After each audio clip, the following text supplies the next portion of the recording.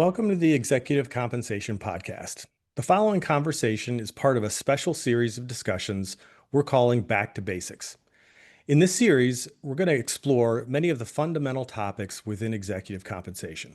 We'll explore foundational areas that often get less attention, but understanding these fundamentals is critical to successful compensation governance and design. In this episode, I'm joined by Jared Berman. Jared and I are going to be discussing market benchmarking and peer group development. Jared, thanks for joining this Back to Basics episode. It's great to be with you again, Ryan. So Jared, why don't we start with just a very fundamental question about market benchmarking, which is, what is the underlying purpose of why companies do market benchmarking?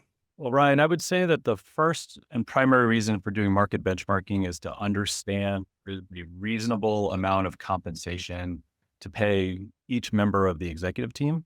And that gives us a robust sample of data points to draw from and gives us the most real-time, up-to-date information from public disclosures. The thing I always want to take a step back and explain to my clients is we have different peer groups for different things. And I think before we dive into the specific question you asked about market benchmarking, I think we should take a moment to unpack why we use peer groups and the different peer groups that do exist. Every company has pretty much identified a compensation benchmarking peer group. That's the one that is typically reported in the annual proxy statement. But many companies also have a performance benchmarking peer group, either that they're benchmarking internally performance against or externally if they have a relative performance metric. There's also peer groups that are defined in the 10K or the annual report, where they are required by the SEC and the stock exchanges to compare total shareholder return. There's also a peer group that's now required for the PVP tables, which is a new Dodd-Frank addition to SEC disclosure information. Then there's also the proxy advisor peer groups. Both ISS and Glass Lewis have their own peer groups and their own methodologies for this. And then sometimes there's even peer groups, Ryan, that go beyond compensation and delve into the realm of governance and incentive plan design and other related topics. So I think it's always important to take a step back and understand which peer group we're talking about and that we're defining a peer group for a set of purposes when we continue this conversation. Yeah, and the fundamental, I think the fundamental aspect of benchmarking is really around defining, what is the market for talent. And if you're going to be either trying to retain your executive talent or if you're concerned about trying to attract talent, like what are competitive wages in that marketplace? And so we often talk about, the word market and trying to determine what is the market for a particular executive position. Can you expand on that a bit, Jared? And what is it exactly that we're talking about when we're looking at the market for talent? Yeah, Ryan, I always try to explain it this way to my clients. What we're really trying to get at is identifying a fair way of reasonable compensation to pay an executive similarly situated, right? So if we have a CEO and a CFO, and I pick those two in particular because every public company has to disclose pay data for those two positions in particular, we're trying to understand what is it take to pay a leader running a similarly complex business in a similar industry with the same sets of facts and circumstances. The difficulty is, while we always try to get to 15 to 20 peer companies, and I know we'll talk about some more criteria in a moment, you're never going to find 15 or 20 companies identical to any one company or any one of our clients. And so it does become very nuanced in trying to identify how do you define complexity? What factors and criteria do we have access to that try to define the scope of reasonableness? But at the end of the day, what we're trying to do is go beyond survey data.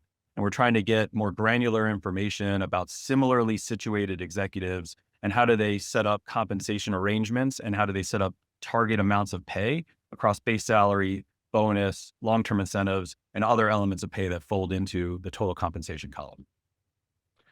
Yeah, I agree. I think that fairway analogy is a good one. Another analogy I sometimes use is a real estate analogy. If you've ever tried to sell a house, and had somebody assess the value of your house, one of the first things they'll do is look for comparables, comps. Yeah. And they look at other houses that have sold in the neighborhood, similar size, similar bedrooms, similar structure. And in many ways, that's kind of what we're doing with talent. We're trying to find those comps, those comparables, for talent, which really gets us into that development of the peer group. And you alluded to this in your kind of initial opening comments about benchmarking, but let's talk a little bit more about defining those comparables, defining that peer group for talent, and what are some of those key considerations?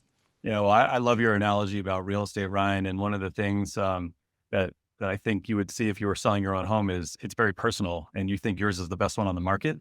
And when you Hmm. compare, you typically want to go to the next level and not the ones behind you. And I think that actually goes into this development of a peer group concept that we should talk about. The first one is how many companies are a reasonable set of comps, right? And so, finding 3 or 4 is probably not good enough, and finding 100 is probably too many. And so we typically say somewhere between 15 and 22 companies is a reasonable set of comps. The reason why we say that is it gives you enough of a robust sample to exclude any of the outliers that might be pulling information significantly up or significantly down. It also addresses some of our concerns of consistency, because we want this group to live on at least in some consistent fashion unless there's a big change in the business. And there's always M&A or bankruptcies or other factors that draw changes to a peer group in any one year. And so to have a consistent sample, we try to get it to 15 to 22.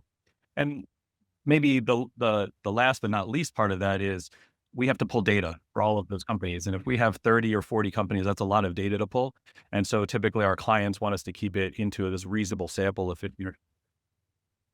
That being said, the question comes, well, how do you identify those 15 or 20 companies that are perfect or the best companies for this group? What the world has evolved into is really 2 or 3 main criteria. The first one is industry, right? So going back to your real estate analogy, who's in my neighborhood? We're not going to pick companies in a different state in real estate or in a different country. We're trying to find companies that are in our real estate. And that's really industry. And so a lot of times we focus on GICS code, the Global Industry Classification System, or the old SIC code, but who is in our universe of industry, because that really defines where our labor market of talent comes from, generally speaking. The next one is size. And I'm always very careful with this one, Ryan, because uh, in our business, the most correlated metric with executive pay is revenue and size, but that's not actually always a great representation of complexity. And what we're trying to avoid is just picking companies that are large for the sake of large, but really trying to understand what goes into the revenues and the state of complexity. That being said, we all try to cut data by 1/2 to 2 times your size, sometimes maybe 1/3 to 3 times your size, mostly in terms of revenue. Certain industries, as you know, have different measures of size. If you're a REIT or a real estate company, you might focus on FFO or funds from operations. If you're a bank or financial services, you might focus on assets under management. Um, but largely, we're trying to get at kind of the size of an organization. From there, we start to cull the list further, and we try to understand, that group, if we just focus on industry and revenue, we might get a list of 100 or 200 companies that fit that playing field. Yeah. So we now need to start to whittle that field down and look at other things and other criteria that start to get back to how complex and how similar are these other businesses to us. We'll take a look at market cap or enterprise value. That at least gives us a sense for sometimes the value add of those businesses to the shareholder base. We may take a look at global complexity. So how much of your business comes from US and domestic revenue versus international revenue, because the more countries you're in, potentially the more complex your business is. We'll sometimes look at ancillary size criteria like employee count or number of plants or facilities that you have. Those are all good things. We'll take a look at which exchanges are you listed on. Are you traded on New York Stock Exchange or NASDAQ, or are you traded on an international exchange? Which then leads itself into the availability of data, because each exchange has different requirements. What we try to avoid, Ryan, is looking at and picking, or I'll use the word cherry picking, high performing or low performing organizations. So while we might look at certain margin metrics or certain ratios, it's not really done, in my opinion, for the sake of only picking out high performers. It's done to make sure, again, that the complexity is similar. For instance, if we are a distributor and we have very high revenues, but they're pass-through revenues, and we have very low margins, we might want to be careful picking a bunch of manufacturers who might have lower revenues, but very high margins, because it does speak to the complexity and the type of business that you're running. So we won't necessarily use those to pick the highest TSR or the highest ROIC companies, but instead we might use that as a criteria for identifying, are they of similar complexity to us? And that vantage point's good. Yep. Yep. No, great points, and I think it's clear, Jared, from what you've just outlined here, that like so many things in compensation governance, there's a science to it, but there's also an art, and all of these parameters provide that science, but then there's that business judgment that the committee needs to exercise, and hopefully we can help in that process as the advisor. But there's definitely that art of pulling it all together and figuring out, okay, now what is our talent market that's truly the most comparable. Yeah, and let's talk about that for just a moment, Ryan, because we've talked about some of the criteria we use to identify the right companies, but maybe I'll give you one or two or three watchouts as you're developing a peer group. Uh, a lot of times companies say, well, if we pick this peer group, what is the pay? And to me, that's not a reason or a criteria to pick a peer group. That's really an output. I think we want to make sure that when we're designing peer groups, we keep the conversation to what are the best companies, what's the most appropriate criteria, what's similar complexity, and then let's use the pay data appropriately as the output of that and not try to filter out companies that pay high or pay low, except to the extent that we're trying to call out companies that have a significant ownership interest that's different than ours, right? An owner founder situation where they get paid vastly different because they have a different equity stake. I think those things are okay to weed out of the discussion. The other interesting one that I hear a lot is, well, where is our labor market for talent?